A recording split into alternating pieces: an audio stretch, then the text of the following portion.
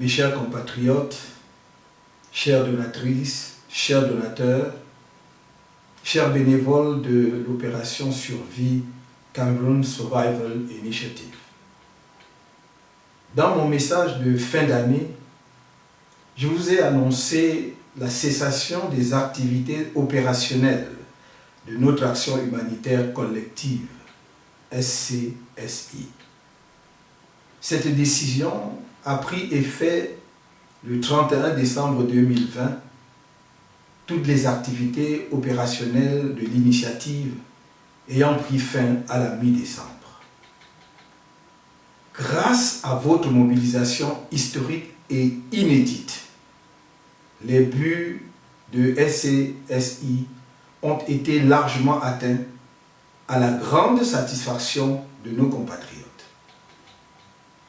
Cette étape franchie, il ne nous restait plus alors qu'à procéder à la clôture administrative de l'initiative qui devait se matérialiser par la production d'un certain nombre de rapports. Premièrement, un rapport complet de la gestion comptable, financière et opérationnelle de SCSI, à préparer par le président du comité de gestion. Deuxièmement, le rapport de l'audit confié par le président du comité de gestion au cabinet ACDB Consulting. Troisièmement, mon rapport moral en tant qu'initiateur de SCSI à la communauté des donateurs et toutes les autres parties prenantes.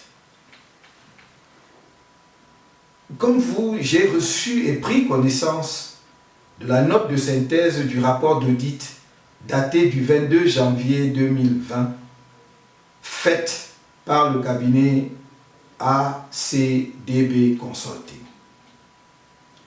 J'ai noté avec regret la conclusion de cette note de synthèse faisant état de l'incapacité de l'auditeur à établir de manière formelle l'origine de l'écart constaté entre les montants affichés par les plateformes de collecte en ligne et le montant cumulé des sommes encaissées par les opérateurs Stripe et PayPal et reversées sur le compte de SCSI.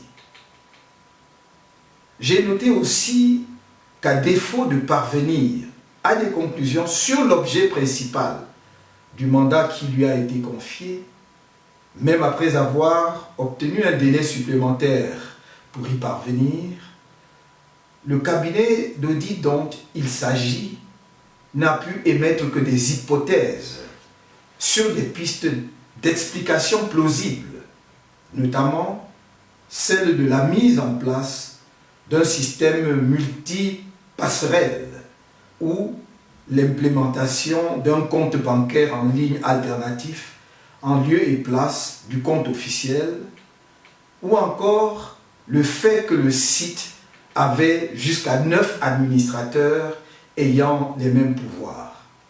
À ce jour, je n'ai pas connaissance du rapport intégral de ACDB Consulting.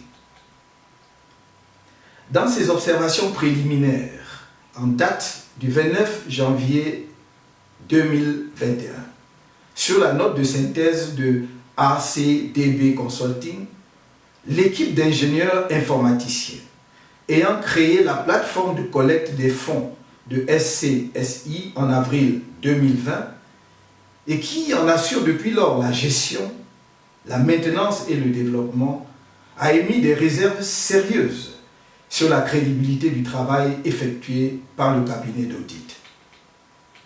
Ces réserves sont fondées à la fois sur la méthode et les conclusions.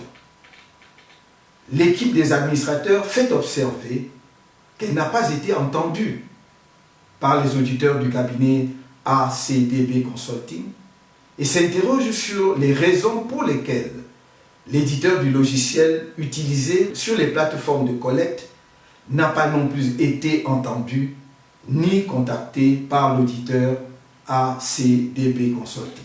L'équipe des administrateurs du site déclarent ne pas comprendre qu'aucune mention ne soit faite de l'audit technique interne réalisé par ses soins en octobre 2020 au sujet du différentiel et mis à la disposition du président du comité de gestion, alors même que cet audit interne était nourri, entre autres, par le retour de l'un des éditeurs de logiciels. Je constate qu'au lieu des clarifications attendues de l'audit commandité par SCSI, la situation actuelle est plutôt source d'une confusion malsaine. Une telle situation ne saurait perdurer. Il me revient par conséquent, en tant qu'initiateur de l'initiative SCSI, d'y mettre un terme. Un état des lieux de l'opération SCSI s'impose afin d'apporter de manière définitive toute la lumière sur la situation. Dans cette perspective, j'ai décidé, pour commencer, de donner un mandat au cabinet Ernst & Young, l'un des 4 plus grands cabinets d'audit et de conseil au monde, pour évaluer les systèmes d'information afin d'établir clairement les raisons de l'écart d'un montant d'environ 330 000 € observé entre les chiffres affichés par les plateformes de collecte en ligne et le montant cumulé des sommes encaissées par les opérateurs Stripe et PayPal et reversées dans les comptes bancaires de SCSI. Dans ce cadre, l'accent sera initialement mis sur la fiabilité des informations et des procédures SCSI, des plateformes de collecte jusqu'au transfert des fonds sur le compte bancaire utilisé par SCSI. Par ailleurs, et ce dans la suite de mon message de fin d'année, je mets formellement un terme à compter de ce 3 février 2021 à toutes les activités de l'initiative SCSI. En temps voulu, d'autres mesures seront annoncées concernant les implications de la fin des activités de SCSI. Comme vous le savez, vos dons en vue de la lutte contre la Covid-19 déposés à travers les plateformes Mobile Money et Orange Money au Cameroun demeurent abusivement bloqués à ce jour à la demande du gouvernement camerounais. Dès la levée du blocage, vous serez informé du montant des sommes collectées par le biais de ces comptes.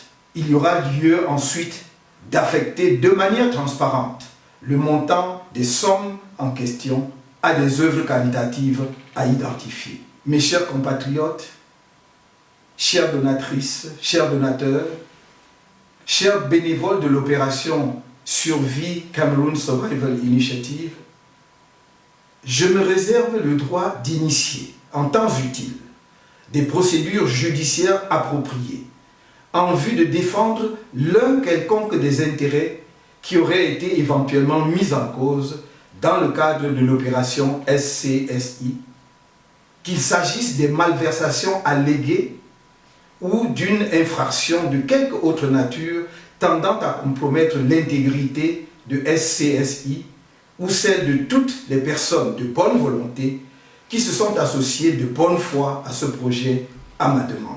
Nul ne doit en effet oublier que l'initiative SCSI a permis de montrer le sens de la solidarité et de la générosité de notre peuple.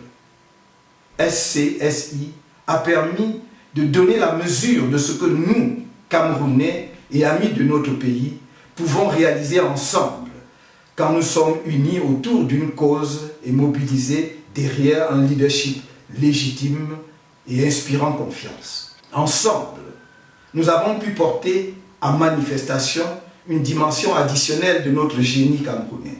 Ensemble, nous avons pu éveiller un esprit irrésistible qui est en mouvement et projette sa lumière sur tout et sur tous.